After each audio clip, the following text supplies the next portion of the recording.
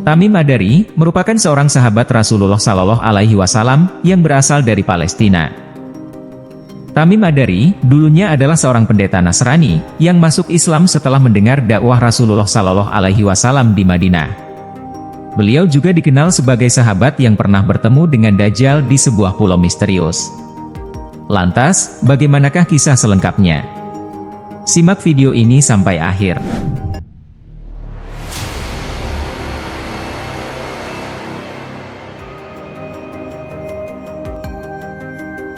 Fathimah Ibn Qais meriwayatkan, dalam suatu kesempatan, usai menunaikan sholat berjamaah, naik mimbar seraya tertawa kecil. Terdengar dari kedua bibirnya ucapan, kepada semua yang baru saja menunaikan sholat, tetaplah berada di tempat.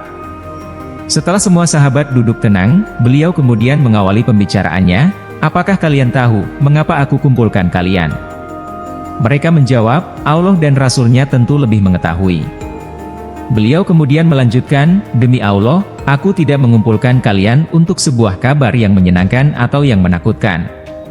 Namun, aku kumpulkan kalian karena Tamim Ad-Dari yang dulunya adalah seorang Nasrani. Kemudian, dia datang berbayat dan masuk Islam. Selain itu, dia juga menyampaikan sebuah cerita yang sesuai dengan apa yang ingin aku ceritakan tentang Dajjal.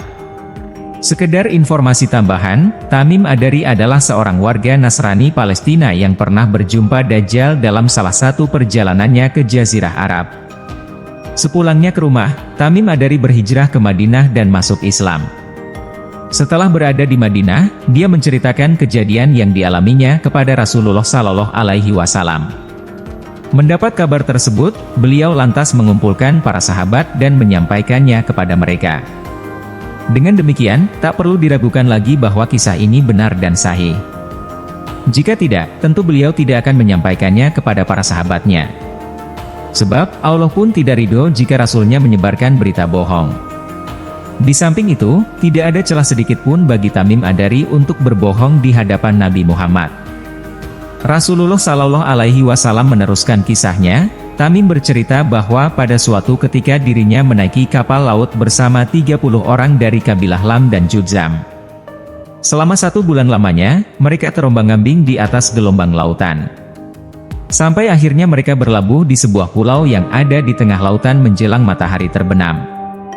Mereka duduk tak jauh dari kapal. Beberapa waktu kemudian, mereka masuk ke dalam pulau dan menjumpai sebuah hewan yang berbulu lebat. Saking lebat bulunya hewan tersebut, mereka tidak tahu mana kubul dan mana duburnya. Mereka kemudian memberanikan diri berkata kepada hewan tadi, celakalah, hewan apa engkau? Anehnya, hewan itu bisa menjawab, aku adalah Al-Jassasa. Mereka kembali bertanya, apa itu hewan Al-Jassasa? Si hewan berkata, wahai kaum, pergilah kalian kepada seorang laki-laki yang berada di sebuah gereja. Sebab, dia sangat merindukan kabar kalian. Seperti yang dikisahkan Rasulullah, Tamim menuturkan, setelah hewan tersebut menyebutkan seorang laki-laki kepada kami menjadi takut. Jangan-jangan hewan itu adalah setan. Meski demikian, kami penasaran dan segera pergi menuju gereja yang ditunjukkan hewan tadi. Begitu sampai, ternyata benar di dalam gereja, sudah ada sosok manusia terbesar sejauh yang pernah kami lihat. Dia diikat dengan kuat. Sedangkan kedua tangannya disimpan di tengkuknya. Dari kedua lutut sampai mata kakinya terikat dengan besi. Kala itu, kami bertanya, celakalah, siapakah kau? Manusia raksasa itu menjawab, kalian sudah bisa mengetahui kabarku, sekarang sampaikanlah kepadaku, siapakah kalian? Rombongan Tamim Ad-Dari menjawab, kami semua adalah orang Arab. Kami berlayar dengan sebuah kapal. Tiba-tiba kami dihadang ombak dan gelombang. Kami pun terombang-ambing selama 1 bulan. Sampai akhirnya, kami berlabuh di pulaumu ini. Tiba-tiba, kami berjumpa dengan seekor hewan yang lebat bulunya dan ia meminta untuk ke sini menemuimu. Sebab, tuturnya, kau begitu merindukan kabar kami, sehingga kami pun segera menemuimu. Laki-laki itu berkata, sekarang sampaikanlah kepadaku tentang kurma baisan. Dituturkan oleh Tamim Ad-Dari, kami balik bertanya, tentang apanya yang ingin engkau tanyakan? Yang aku tanyakan kepada kalian, apakah kurma itu masih berbuah? Masih. Andai kurma itu nyaris tak berbuah. Sekarang sampaikanlah kepadaku tentang Danau At-Tabariyah. Tentang apanya yang ingin engkau tanyakan? Apakah ia masih terisi air? Danau itu masih banyak airnya. Sekiranya air danau itu sudah hampir kering, ucap si laki-laki. Laki-laki itu kembali bertanya, sekarang kabarkanlah kepadaku tentang sumur Zugar. Tentang apanya yang ingin engkau tanyakan, tanya mereka. Apakah sumur itu masih ada airnya? Apakah warga sekitar masih bercocok tanam dengan air sumur tersebut?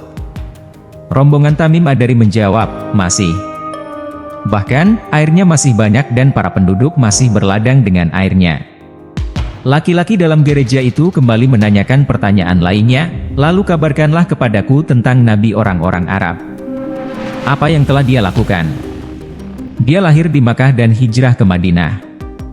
Apakah nabi itu diperangi oleh orang-orang Arab? Betul, jawab kawan-kawan Tamim Ad-Dari. Lalu apa yang dia lakukan terhadap orang-orang Arab? Kawan-kawan Tamim Ad-Dari pun mengabarkan sejelas-jelasnya bahwa sang nabi telah muncul di tengah masyarakat Arab dan ditaati oleh mereka. Terdengar si laki-laki bertanya lagi, apakah itu sudah terjadi? Benar, tegas mereka. Nabi itu lebih bagus bagi mereka jika mereka menaatinya. Karena itu, dia memberitahu kalian tentangku. Sesungguhnya, aku ini Al-Masih Dajjal. Aku hampir saja diizinkan keluar. Setelah keluar, aku akan berjalan di muka bumi. Tidaklah aku biarkan satu kampung pun kecuali akan aku singgahi dalam 40 hari selain kota Makkah dan Madinah. Keduanya diharamkan kepadaku. Setiap kali aku akan masuk ke dalam keduanya atau masuk ke dalam salah satunya, aku dihadapi satu malaikat dengan pedang terbungkus sarung di tangannya, yang siap dihunuskan untuk menghalangiku.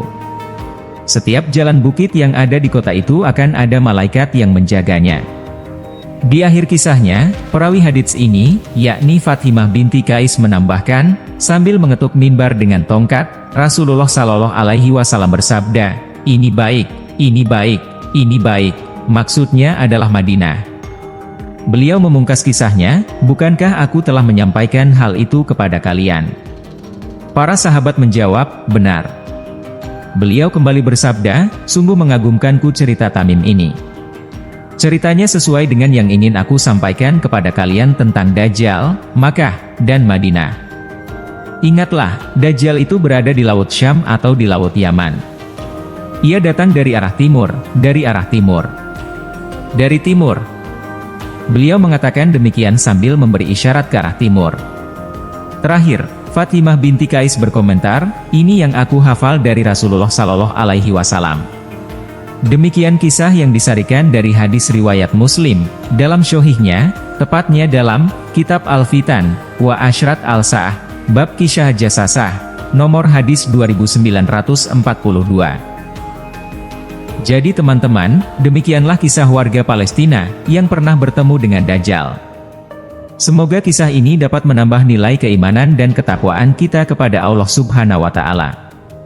Mohon maaf jika terdapat kesalahan dalam penyampaian informasi yang saya berikan. Kebenaran hanya milik Allah Subhanahu wa Ta'ala. Wassalamualaikum warahmatullahi wabarakatuh.